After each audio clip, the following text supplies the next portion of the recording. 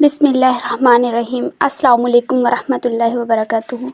آج ہم قرآن مجید کی دوسری سورت کی تیسری آیت سے آغاز کریں گے، جس میں اللہ تعالیٰ نے متقی کی صفات بیان کی ہیں۔ اوپر اللہ تعالیٰ نے فرمایا تھا کہ یہ متقی کے لیے ہدایت ہے، تو اب اللہ تعالیٰ نے ان متقی کی صفات بتائی ہیں کہ متقی ہوتے کون سے ہیں، ان میں کیا کیا خصوصیات پائی جاتی ہیں۔ تو سب سے پہلے بسم اللہ الرحمن الرحیم، الذین یؤمنون بالغیب ویقیمون الصلاۃ ومما رزقناہم ینفقون، الذین یؤمنون بما انزل الیک وما انزل من قبلک وبالآخرۃ ھم یوقنون، اولئک علی ھدی من ربہم واولئک ھم المفلحون۔ سب سے پہلے متقی کی سب سے پہلی صفت ہے کہ وہ غیب پر ایمان لاتے ہیں۔ چونکہ ہم شروع سے ہدایت کی طرف بڑھ رہے ہیں، تو شروع میں انسان جیسے کہ پہلی آیت سے اور اس سورت کے نام سے ہی ظاہر انسان نے یہ کر دیا کہ میرا علم ناقص ہے، میری سوچ کی بھی ایک حد ہے اور میں بہت سی مصلحتوں کو سمجھنے سے قاصر ہوں۔ تو اب انسان کی روح عاجز ہو جاتی ہے۔ جب وہ عاجز ہو جاتا ہے، یعنی اپنے رب کے سامنے سر تسلیم خم کر لیتا ہے، تو اب اس نے ایمان بالغیب، یہ دونوں آپس میں جڑے ہوئے ہیں، یعنی اب اس نے ایمان بالغیب پر یقین کر لیا، یعنی کہ غیب پر ایمان لے آیا۔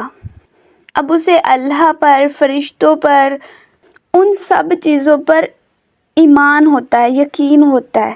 چونکہ یہ اللہ تعالیٰ نے فرمایا ہے، تو اب چونکہ وہ عاجز بن چکا ہے، اپنا سر تسلیم خم کر دیا ہے، تو اب وہ ان چیزوں پر یقین رکھنے لگ گیا ہے۔ یہ ایمان بالغیب اسے مادی دنیا کے خوف سے آزاد کر کے ایک سچی فکری بلندی پر کھڑا کر دیتا ہے۔ اس کے بعد متقی کی دوسری صفت بیان کی گئی ہے کہ وہ نماز قائم کرنے والے ہیں۔ یہ بندگی کا اگلا قدم ہے، جہاں انسان کو یہ سمجھنا ہے کہ نماز کو صرف پڑھنا نہیں ہے، بلکہ نماز کو قائم کرنا ہے۔ اب پڑھنے اور قائم کرنے میں کیا فرق ہے؟ پڑھنا یعنی اپنے جسم کو حرکت دینا اور زبان سے الفاظ کو ادا کرنا، یہ ہوتا ہے پڑھنا۔ اور قائم کرنا یعنی نماز کو اس کی پابندی کے ساتھ، اس کو خشوع و خضوع کے ساتھ ادا کرنا، یہ اصل قائم کرنا ہے۔ اب ان دونوں نمازوں کے اثرات ہم اس مثال سے واضح کر سکتے ہیں، اس واقعے سے واضح پیش کر سکتے ہیں کہ جب ہم تاریخ کے آئینے میں دیکھتے ہیں تو میدان کربلا میں نمازیں دونوں طرف تھی، لیکن ایک طرف صرف جسمانی حرکات تھی، زبان سے الفاظ ادا ہو رہے تھے، مگر وہ روح بے روح تھی، جن میں کوئی خشوع و خضوع نہیں تھا۔ اور دوسری طرف وہ نماز تھی جو تیروں کی بارش میں بھی قائم کی جا رہی تھی، اور وہ ایسی نماز تھی جس نے روح کو دنیا کے ہر الجھن، ہر خوف اور مادی وجود کی قید سے آزاد کر دیا تھا اور سیدھا خالق کے حضور کھڑا کر دیا تھا۔ حضرت محمد صلی اللہ علیہ وآلہ وسلم کی نماز کے بارے میں بہت سی احادیث ہیں، جن میں سب سے زیادہ مشہور حضرت محمد صلی اللہ علیہ وسلم نے فرمایا کہ نماز مومن کی معراج ہے، یعنی جب انسان نماز پڑھ رہا ہوتا ہے تو وہ معراج پر پہنچ چکا ہوتا ہے۔ اب یہ بھی انسان نہیں فرمایا بلکہ مومن فرمایا ہے، اس لیے تو جب حضرت علی علیہ السلام کے پاؤں میں تیر لگا تھا اور آپ کو بہت زیادہ درد محسوس ہو رہا تھا، وہ نکلا نہیں جا رہا تھا، تو حضرت محمد صلی اللہ علیہ وآلہ وسلم نے صحابہ سے فرمایا کہ جب علی نماز ادا کر رہے ہوں، نماز پڑھ رہے ہوں، تو تب ان کے پاؤں سے تیر نکالنا۔ اور ایسا ہی ہوا، جب اس وقت تیر نکالا گیا تو حضرت علی علیہ السلام کو وہ محسوس ہی نہیں ہوا، کیونکہ اس وقت ان کی روح معراج پر تھی۔ جب انسان دن بھر کی مصروفیات، تھکن اور دنیاوی غموں سے چور ہو کر اپنے رب کے سامنے کھڑا ہوتا ہے اور اپنی پیشانی کو خاک پر رکھ دیتا ہے، تو کائنات کے سب سے انوکھے فلسفے سے واقف ہوتا ہے۔ سجدہ مٹی پر ہوتا ہے، لیکن یہ انسان کو معراج کی بلندی پر پہنچا دیتا ہے، کیونکہ ہمارا رب بلندی پر ہے۔ اور جب انسان سجدے میں اپنے اللہ کے سب سے زیادہ قریب ہوتا ہے تو وہ خود بھی کائنات کی سب سے اعلیٰ منزل یعنی معراج پر پہنچ جاتا ہے۔ یہی وہ لمحہ ہوتا ہے جب اس کے دل کا سارا اضطراب ختم ہو جاتا ہے اور اس کی روح کی جو تمام تھکن ہوتی ہے وہ مٹ جاتی ہے اور انسان کو حقیقی اطمینان اور سرور ملتا ہے جو دنیا کی کوئی بھی مادی چیز نہیں دے سکتی۔ اسی لیے تو حضرت محمد صلی اللہ علیہ وسلم کی ایک اور حدیث ہے جس میں حضرت محمد صلی اللہ علیہ وآلہ وسلم نے فرمایا کہ نماز میری آنکھوں کی ٹھنڈک ہے۔ اب جب انسان میں نماز کے ذریعے معراج پر پہنچ گیا اور جب وہ اس معراج سے واپس آتا ہے تو اب اس کی ذات اور اس کا دنیا کو دیکھنے کا جو نظریہ ہوتا ہے وہ بدل جاتا ہے۔ اسی میں اللہ تعالیٰ نے مومن کی دوسری صفت یعنی وَمِمَّا رَزَقْنَاهُمْ يُنْفِقُونَ یعنی جو ہم نے انہیں دیا ہے اس سے خرچ کرتے ہیں اس میں سے۔ اب جب انسان اس معراج سے لوٹا ہے، اس کا نظریہ دنیا کو دیکھنے کا بدل گیا ہے، تو اب اس کے لیے رزق صرف مال و دولت کا نام نہیں ہوتا بلکہ اس کا علم، اس کی ذہنی صلاحیت، اس کی جسمانی طاقتیں، اس کا وقت، یہ سب کچھ اللہ کی عطا ہیں۔ اب جب انسان کے اندر سے یہ وہم نکل جاتا ہے کہ سب کچھ میرا ہے یا میری محنت کا صلہ ہے تو اس کے اندر موجود وہ جو تکبر اور انا کا بت ہے وہ ریزہ ریزہ ہو جاتا ہے اور پھر وہ دوسروں کی مدد کرتے ہوئے احسان نہیں جتاتا بلکہ وہ اسے اللہ تعالیٰ کی امانت سمجھتا ہے کہ میں تو صرف وہ امانت دار ہوں جو اللہ کی امانت کو ان کی مخلوق تک پہنچا رہا ہے۔ اب پھر وہ جھک کر اللہ کا شکریہ ادا کرتا ہے، اس پر تکبر یا فخر نہیں کرتا کہ میں نے تو لوگوں کو دیا، ان پر احسان کیا، نہیں، بلکہ وہ عاجزی کے ساتھ اللہ کا شکر ادا کرتا ہے کہ اے اللہ تو نے مجھے اس پاکیزہ کام کے لیے چن لیا، تیرا لاکھ لاکھ شکر ہے۔ اب اس عمل کا فائدہ جو ہے وہ انسان کو خود اس کی ذات کو ہوتا ہے، کیونکہ جب وہ اللہ کا دیا ہوا رزق بانٹنا شروع کر دیتا ہے تو اس کے دل سے وہ جو دل تنگی ہوتی ہے، وہ جو قید ہوتی ہے کہ ختم ہو جانے کی، اس سے وہ آزاد ہو جاتا ہے۔ پھر اس کے اندر سے یہ جو مادی لالچ ہوتی ہے یہ ختم ہو جاتی ہے۔ پھر اس طرح جو اس کی روح ہے وہ ہلکی پھلکی ہو کر نکھر آتی ہے اور انسانیت کی خدمت کرتے ہوئے بلندیوں کے وہ ایک ایسے سفر پر چلا جاتا ہے جس کی کوئی انتہا نہیں ہوتی۔ اب اللہ تعالیٰ چوتھی آیت میں ان متقی کی چوتھی صفت بیان کر رہے ہیں، وَالَّذِينَ يُؤْمِنُونَ بِمَا أُنزِلَ إِلَيْكَ یعنی جو ایمان لاتے ہیں اس پر جو آپ پر نازل کیا گیا، وَمَا أُنزِلَ مِن قَبْلِكَ اور جو آپ سے پہلے نازل کیا گیا۔ تیسری آیت میں جب انسان نے اپنی انا کا بت توڑا اور اللہ تعالیٰ کی دی ہوئی صلاحیتوں اور مال کو کائنات میں بانٹ دیا تو اس کا وجود مادی حدود سے آزاد ہو گیا۔ اب چوتھی آیت میں قدم رکھتے ہی اللہ اس کی روح کو زمان و مکان کی قید سے بھی آزاد کر رہا ہے۔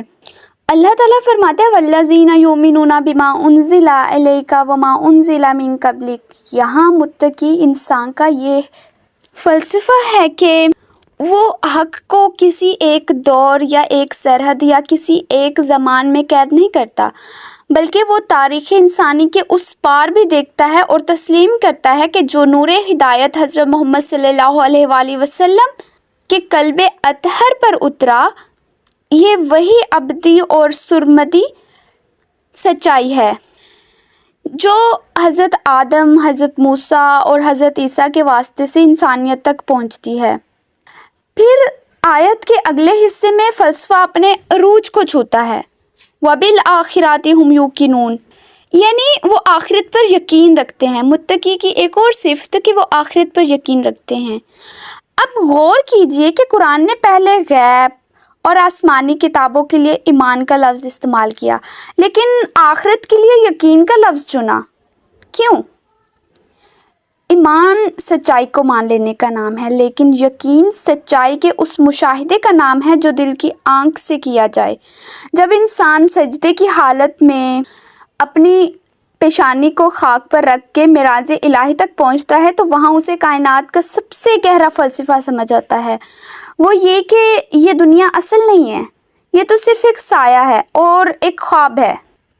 اصل بیداری تو اس کی موت کے بعد ہے۔ انسان مٹی کی عاجزی سے اٹھتا ہے جب وہ یہ مان لیتا ہے کہ جو کچھ بھی ہے وہ سب نہیں جانتا، تو غیب کی سچائی اس پر آشکار ہو جاتی ہے۔ جب وہ مٹی پر جھکا تو مٹی پر پڑے وجود کو عرش کی معراج مل گئی۔ جب اس نے رزق، علم اور اپنی صلاحیتیں بانٹی تو کائنات کی قید سے آزاد ہوا۔ پھر جب اس نے تمام انبیاء کی تصدیق کی تو اس کا شعور صدیوں پر محیط ہو گیا، صرف ایک دور پر نہیں بلکہ صدیوں پر۔ اور جب اسے آخرت کا یقین ہوا تو وہ کائنات کی سب سے بڑی بلندی پر فائز ہو گیا، جہاں اسے نہ کوئی دنیاوی غم دبا سکتا ہے اور نہ کوئی خوف چھکا سکتا ہے۔ جب انسان ان تمام روحانی مراحل سے گزرتا ہے تو سورۃ بقرہ کی 5ویں آیت اس کے وجود پر الہی مہر اس کے اوپر ثبت کر دیتی ہے، یعنی مہر تصدیق۔ اللہ تعالیٰ فرماتا ہے اولئک علی ھدی من ربہم، یہی لوگ اپنے رب کی طرف سے ہدایت پر ہیں۔ اب ذرا غور کیجئے، اللہ تعالیٰ نے یہ نہیں فرمایا کہ ان لوگوں کو ہدایت مل گئی، بلکہ اللہ تعالیٰ نے فرمایا کہ یہ ہدایت پر ہیں، یعنی اعلیٰ، اوپر، یعنی ہدایت کی سواری پر متمکن ہیں۔ یہ منازل، یہ شعور، یہ پرواز، یہ سب کچھ انسان اکیلا اپنے بلبوتے پر نہیں حاصل کر سکتا۔ اس لیے اللہ تعالیٰ نے فرمایا من ربہم، یعنی اپنے رب کی طرف سے، یعنی جو کچھ بھی تمہیں یہ ملا ہے، یہ ہدایت ملی ہے، یہ تمہارے رب کی طرف سے ملی ہے، ایک یہ خاص تحفہ اور انعام ہے۔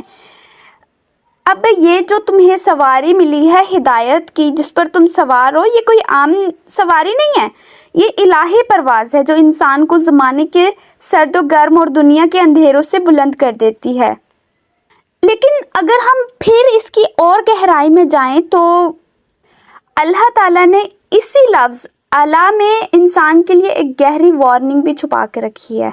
یعنی ہدایت پر ہونے کا یہ مطلب نہیں ہے کہ تمہارا سفر ختم ہو گیا ہے اور تم اپنی منزل پر پہنچ گئے ہو، بلکہ تم ابھی سفر میں ہو اور یہ تمہارے رب کی طرف سے ایک تمہیں ٹریک دیا گیا، ایک تمہیں سواری ملی ہے جس پر تم اپنی منزل کی طرف بڑھ رہے ہو۔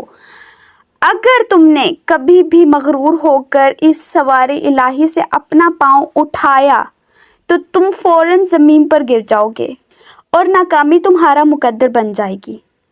یعنی متقی کا سفر کبھی نہیں رکتا، وہ مسلسل عاجزی کے ساتھ اسی سواری پر متمکن رہتا ہے۔ پھر اس سفر کا آخری حاصل اور عظیم انعام سامنے آتا ہے۔ جب انسان اس پر مسلسل سوار ہے، اس نے غرور میں آ کر اس سواری سے نہیں اترا وہ، تو اب اللہ تعالیٰ نے اسے خوشخبری دی ہے، اسے انعام عطا کیا ہے وَأُولَئِکَ هُمُ الْمُفْلِحُونَ کے ساتھ، یعنی اور یہی لوگ فلاح پانے والے ہیں۔ عربی زبان میں فلاح اس بیج کو کہتے ہیں جو مٹی کے اندھیروں میں جاتا ہے، اور بیج جب تک خود کو مٹاتا نہیں ہے، جب تک وہ اپنی ہستی کو خاک میں دفن نہیں کرتا، تب تک اس میں سے تناور درخت، ہرا بھرا درخت جنم نہیں لیتا۔ انسان کی کہانی بھی اس بیج کی طرح ہی ہے۔ یعنی اگر شروع سے دیکھا جائے تو متقین نے بھی تو یہی کام کیا ہے۔ اس نے اپنی انا، اپنے تکبر اور اپنی خودی کا جو بت ہے اس کو سجدے کی خاک میں ملا دیا۔ اس نے اپنے پھر مال، اپنی صلاحیتوں اور اپنے علم کو اللہ کی مخلوق کے دلوں میں بو دیا۔ پھر اس نے اپنی سوچ کو انبیاء کے تسلسل سے جوڑ دیا۔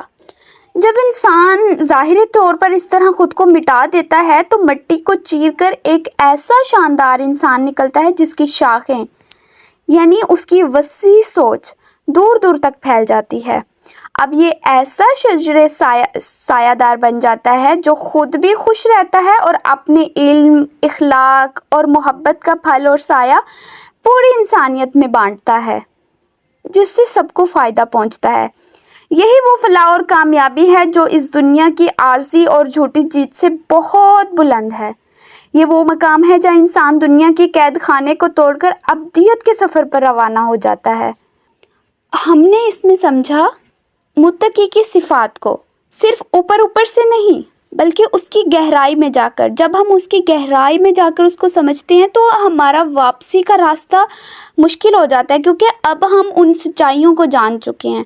لیکن اگر ہم اسے اوپر اوپر سے ہی پڑھیں گے، یعنی جیسا کہ وہ ہم کہہ دیتے ہیں کہ اللہ تعالیٰ جیسے متقی کی صفات بیان ہوئی ہیں کہ وہ غیب پر ایمان لاتے ہیں، یعنی ہم تو اس طرح روزانہ کہتے رہتے ہیں کہ ہاں ہمیں یقین ہے کہ اللہ ہے، فرشتے ہیں، لیکن کیا ہماری دل نے، ہماری روح نے اس چیز کو تسلیم کیا ہے؟ پھر اس کے بعد نماز کو قائم کرتے ہیں.